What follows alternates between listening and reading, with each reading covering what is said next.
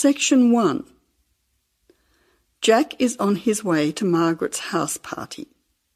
He is phoning her for directions. First, you will have some time to look at questions 1 to 5.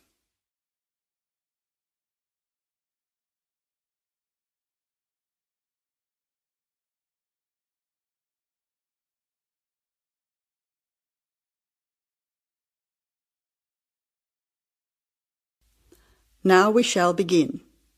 You should answer the questions as you listen, because you will not hear the recording a second time. First, you have another chance to look at questions 1 to 5.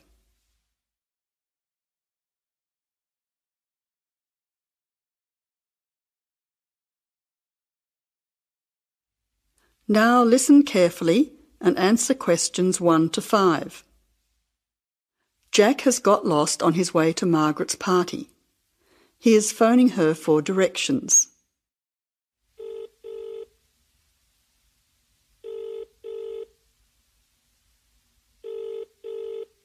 Hello, is that Margaret? Yes, who's speaking? Margaret, it's Jack. I think I'm lost. I can't see a signpost and... Jack, so where are you now? Well, I'm a bit confused about the directions, but I'm at a T-junction. What can you see around you? I can see a pub on the corner. Can you see the name of the pub? Wait a minute, let me see. It's hard to see in the dark. Yes, I can read it now. It's called the Lion's Head. Oh, the Lion's Head. OK, well then you're not too far away. Go straight ahead through the traffic lights to the next T-junction. Sorry, I didn't hear you. What did you say? I said just go through to the next T-junction. OK. Now what? Well, there's a park in front of you and a large 2-storey building on the corner. Yes, I can see them. OK, so now turn left. Hang on, you're coming up the street, so you'll have to turn right. OK, got it. What's the name of your street? It's Wesley Street, Wesley, number 70. We're the 5th house on the left. You should see a red letterbox and some bushes in front of the house. OK, 5th house, number 70. I should be there soon. Am I late for the party? It sounds like things are happening there. No, it's only just started. That's good. I should be there in the next 10 minutes. See you soon. Jack hangs up and walks on. 7 minutes later, he calls Margaret again, as he still can't find the house. You now have some time to look at questions 6 to 10.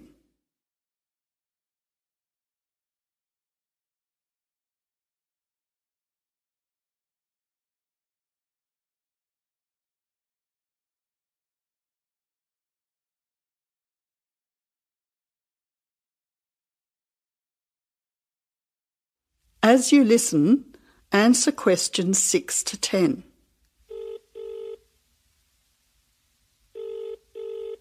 Who's speaking? Hi, Margaret. It's Jack again. Sorry to bother you. Listen, would you mind doing me a favour? Of course, what? Could you tell Mike I have got his camera? I've tried to send him a text message, but it's not going through. Oh, he's not here yet. Oh dear, he said he'd be there early. He might be lost too. OK, I'll call him. What's his number? 0482 56 3379. Oh, so that's 0485... No, 0482 56 3379. OK, I'll call him right away. But where are you now? Well, I'm in your street, but I still can't find your house. I can't see the numbers very clearly, or a red letterbox. It's pretty dark. I thought you said it was easy to find. Oh, OK, wait there. I'll come outside and get you. All right then, and don't worry about calling Mike. I'll try to call him now. Hang on, there's someone coming down the street. It looks like Mike. Oh, and I can see the letterbox now. It was hidden behind a bush. See you soon. That is the end of section 1. You now have half a minute to check your answers.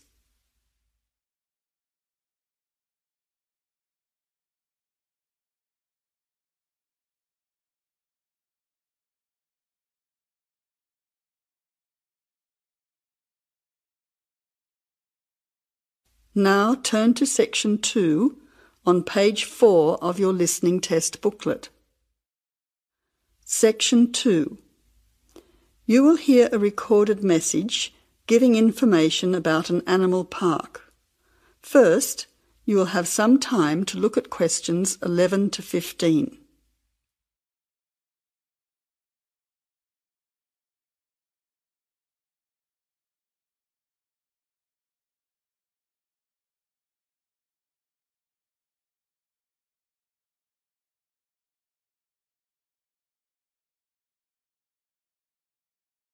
Now listen carefully to the first part of the message and answer questions 11 to 15.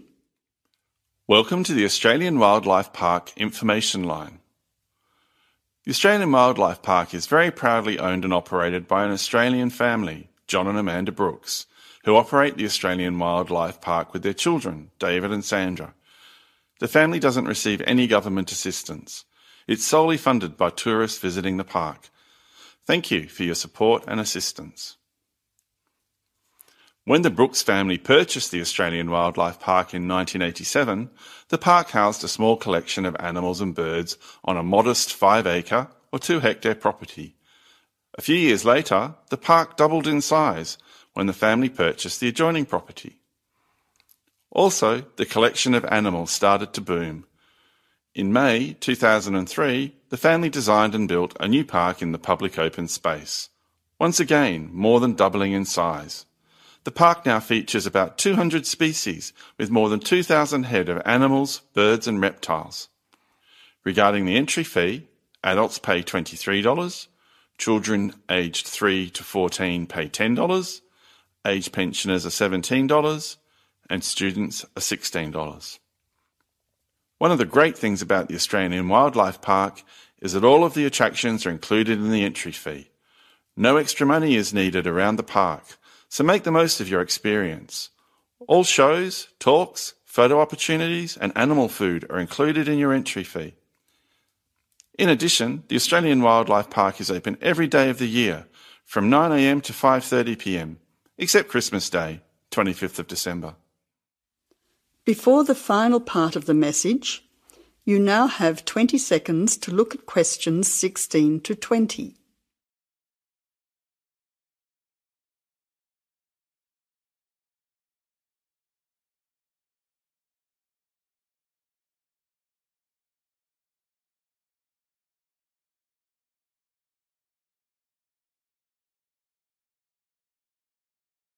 Now answer questions 16 to 20.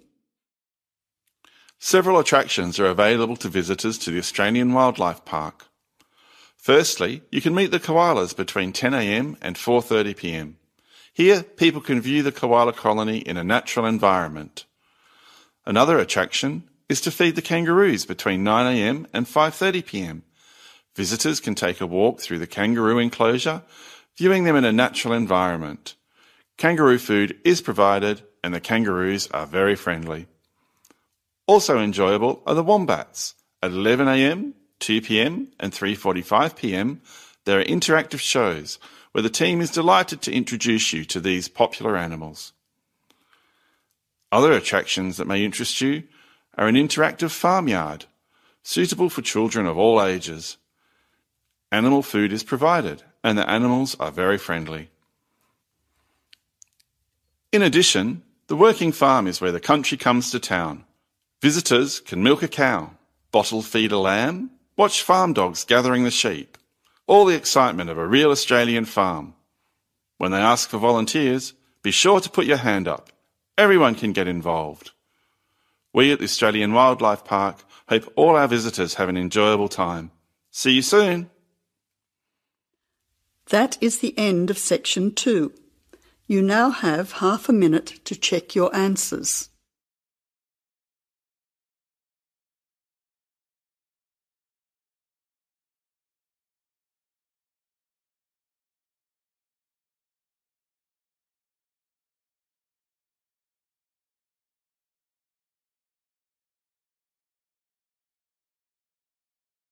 Now turn to section 3 on page 6 of your listening booklet.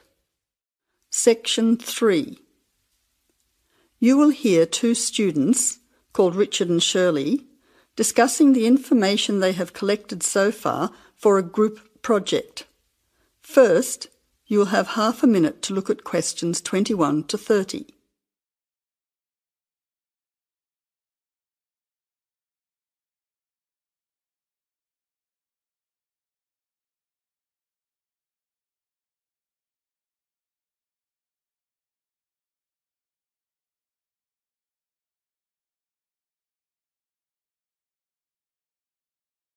Now listen carefully to the conversation and answer questions 21 to 30.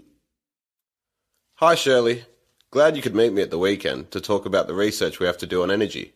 Yes, Richard. I think it's important that we stay focused on the specific area of our research, energy consumption. Did you know that the demand for electricity is growing faster than coal, oil and gas can supply it? Yes, indeed. Coal and oil, which I discovered are also known as fossil fuels, could have disastrous effects on world climate. My research supports you. I also found out that the weather could be affected by global warming. However, a range of fuels are used around the world. Did you know that the most common fuels are the fossil fuels, with oil accounting for almost half at 45%? Coal and natural gas are equal next at 20%, with nuclear power being the lowest at 7%. Other sources of energy are also near the bottom at 8%. Before the final part of the conversation, you now have 20 seconds to look at questions 27 to 30.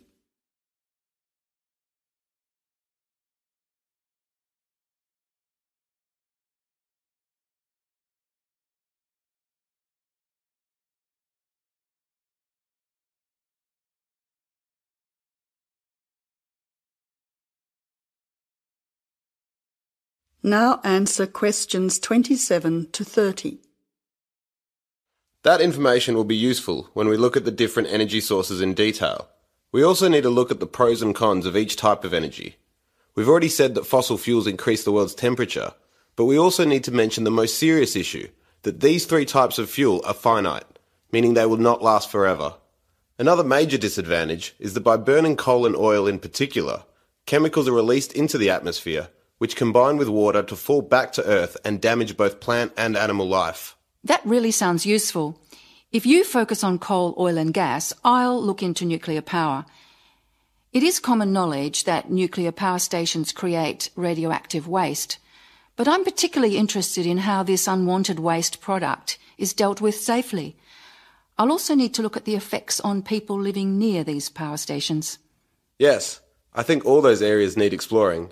Do you think I should also look into renewable energy sources, such as wind and sun, energy that never runs out? Don't you think it's an important area to consider? Yes, but I don't think I'll have enough time to look at it in enough detail. I also agree that we have enough to focus on until our next group meeting. So to finish, you could find some information on the advantages of fossil fuels, and I'll give you the facts that I have already on coal, oil and gas. We don't need to look into other energy sources because I'll get more details on the nuclear industry. That's great. See you in 2 weeks' time. That is the end of section 3. You now have half a minute to check your answers.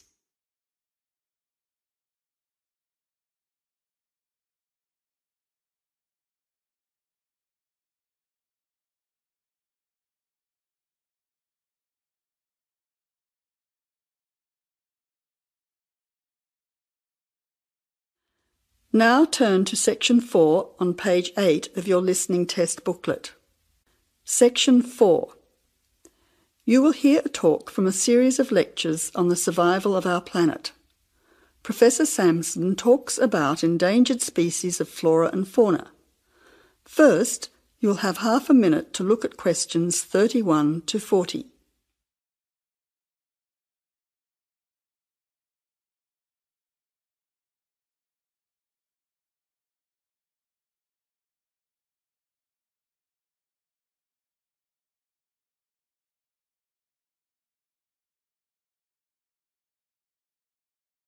Now listen carefully to the talk and answer questions 31 to 40.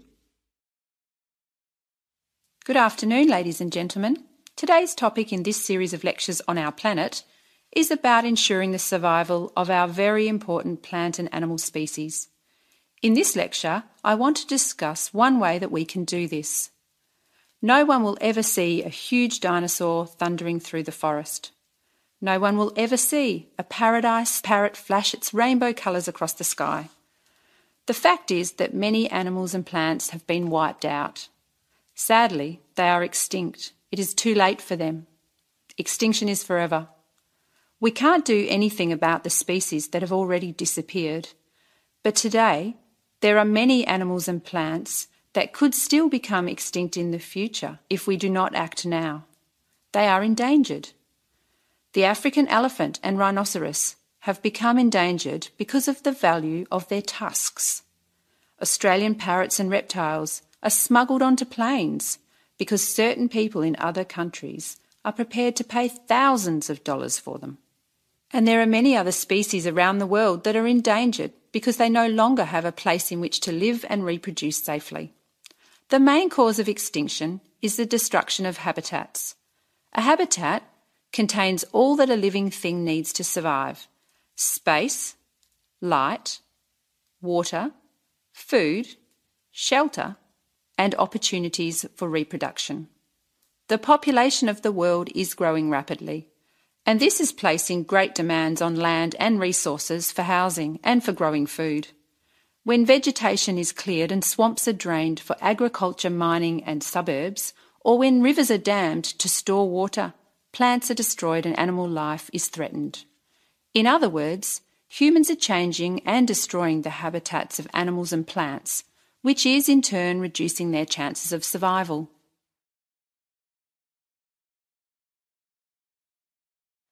So how can we conserve habitats and help save endangered species?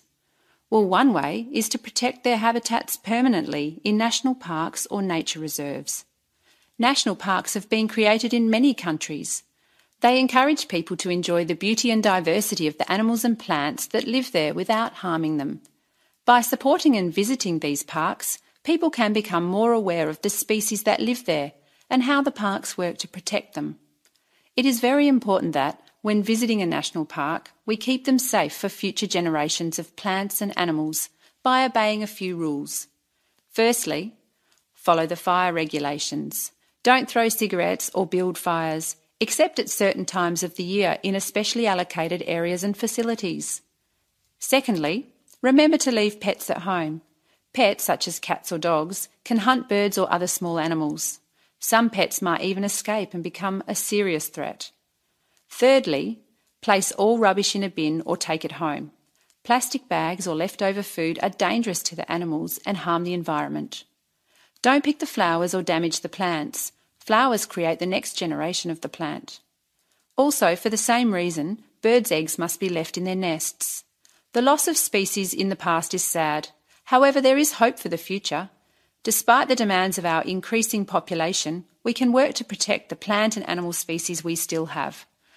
So I would like to conclude by saying that I believe that, with strong public awareness and support of these national parks and reserves, the future of endangered species can be ensured.